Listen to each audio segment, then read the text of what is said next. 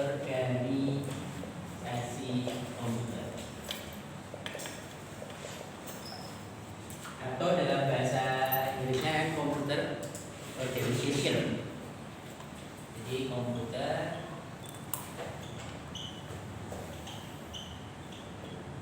organisasi. Ini 3 SKS ya. Lumayan 3 SKS. Ya kan? 3 SKS dan lumayan kalau ini sampai gagal, nilainya tidak bagus ya lumayan. Kalau dapat D apalagi E, C aja sebenarnya masih kurang ya. Paling enggak Anda cari nilai B atau A. Nah, ini 3 SKS. Kemudian materi apa yang akan kita coba pelajari? Kita akan bicara tentang sistem komputer. Jadi dari sisi materinya nanti kita akan ambil dari sini. Sistem komputer itu kan ada I/O-nya. Jadi komputer itu sistem komputer ya. Sistem komputer itu semua, tidak hanya PC. Semua, termasuk HP, laptop, kemudian apa namanya? Yang ditanam di AC di motor Anda itu namanya apa? Electronic control unit. Untuk injeksi dan seterusnya itu namanya sistem komputer. Nah, organisasi komputer.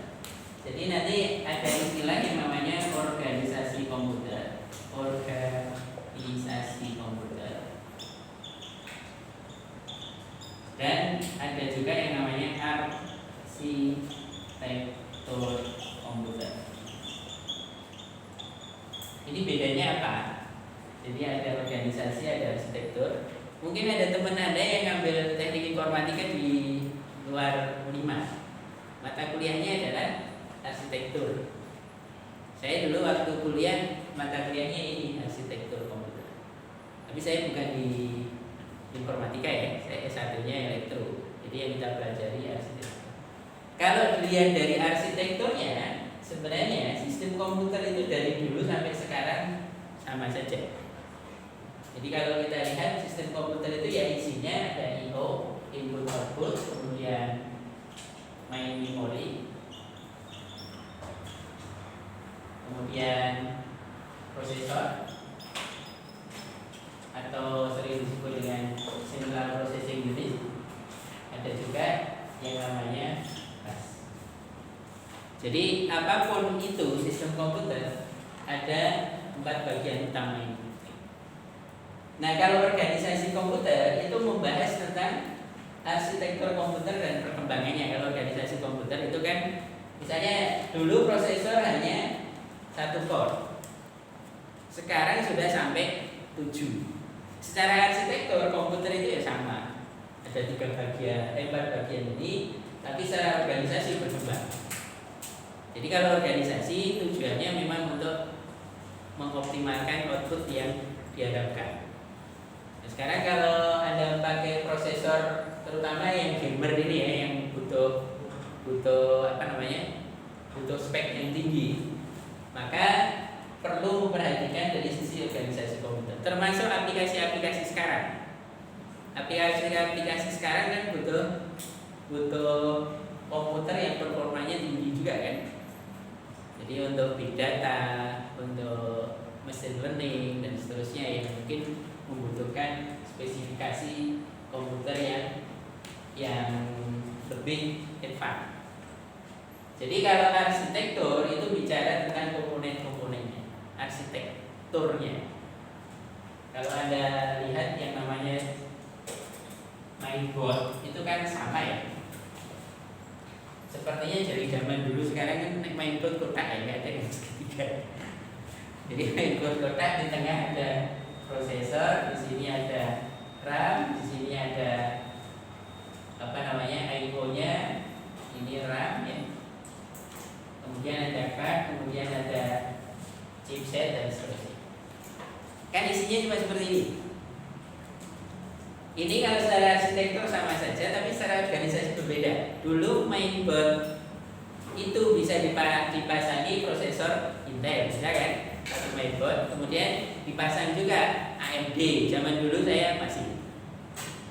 Jadi Anda bisa bereksperimen mainboardnya pasangi AMD dan Intel. Nah sekarang beda, mainboard Intel khusus, mainboard untuk AMD khusus juga.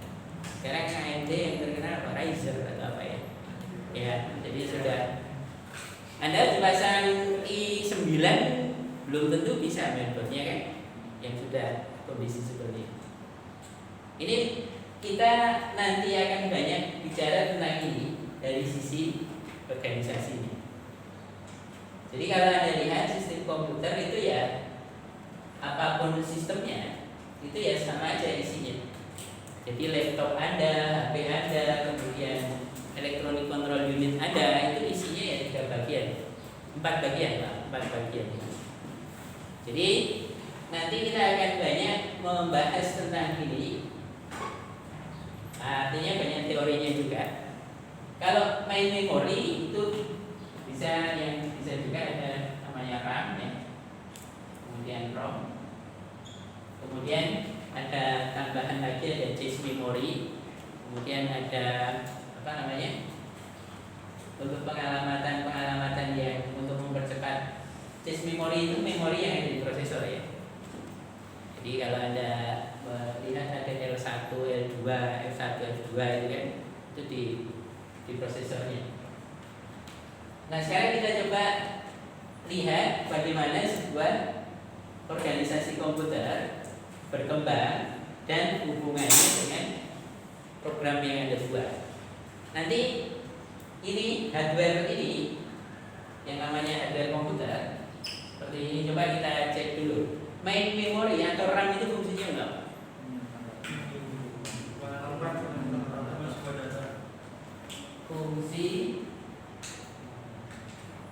Fungsi dari RAM dulu kita coba cek dulu. Kalau prosesor ini fungsinya ada 2 ya, ada 3, ada untuk arithmetic logic unit, kontrol dan proses pengendali. Jadi bisa nah RAM tadi fungsinya untuk menyimpan apa?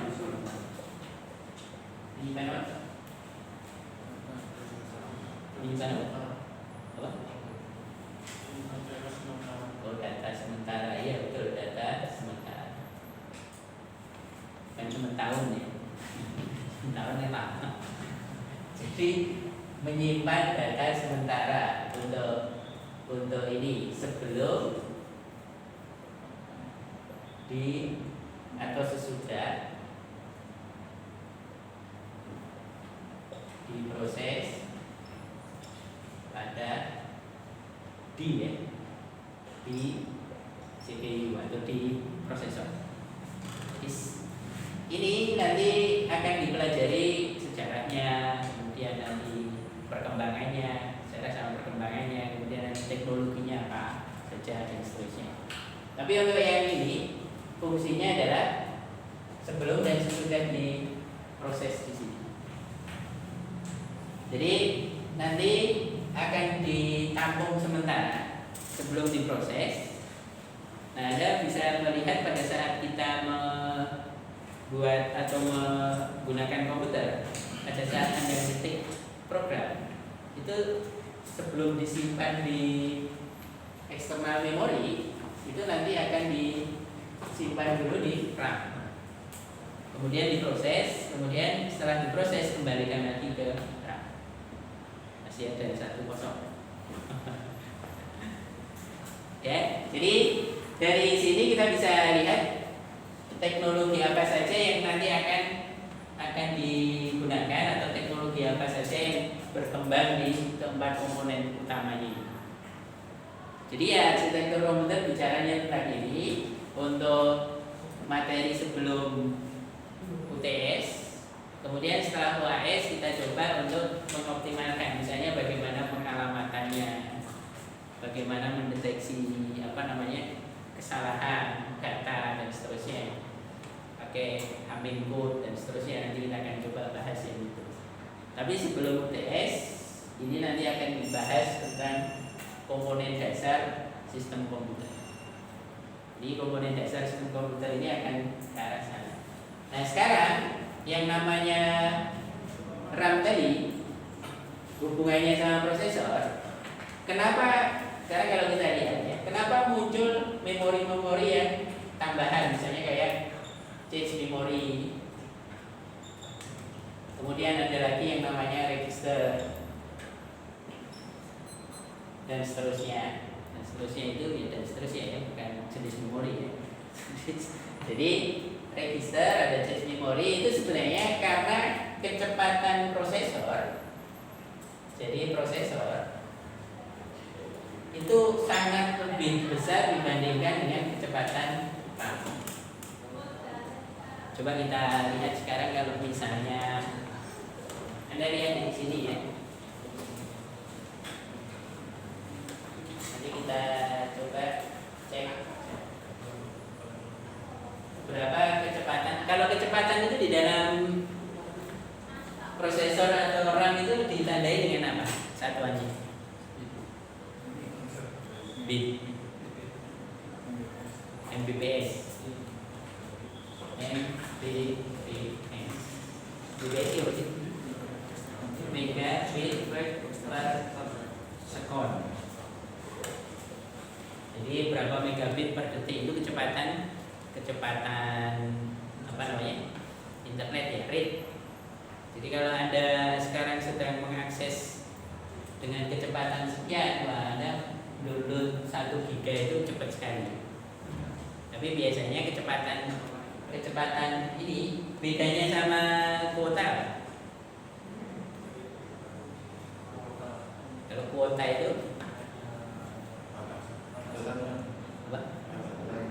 Ada batasannya ya. Kuota itu menunjukkan apa? Anda beli kuota 10 giga itu artinya batas maksimal. Kuota itu adalah penggunaan bitnya, bukan kecepatannya ya. Jadi Anda diberi 10 giga itu berarti 10 giga download dan upload. Tapi banyaknya download ya. 10 giga. Misalnya Anda mengakses Google itu kan sudah mengambil berapa giga. Akses apalagi download game dan seterusnya itu kan sudah menghabiskan kuota. Misalnya Vicol ya namanya, yang pakai Zoom, pakai Google Meet, itu kan paling irit sebenarnya Zoom dibandingkan Google Meet katanya ya. Tapi itu adalah kapasitas yang. Tapi kalau kecepatan yang dimaksud di sini, kecepatan prosesor itu dari dalam satuan Hz-nya. Hz itu frekuensinya. Jadi kecepatan prosesor itu kan dilihat misalnya seperti ini, saya coba tunjukkan.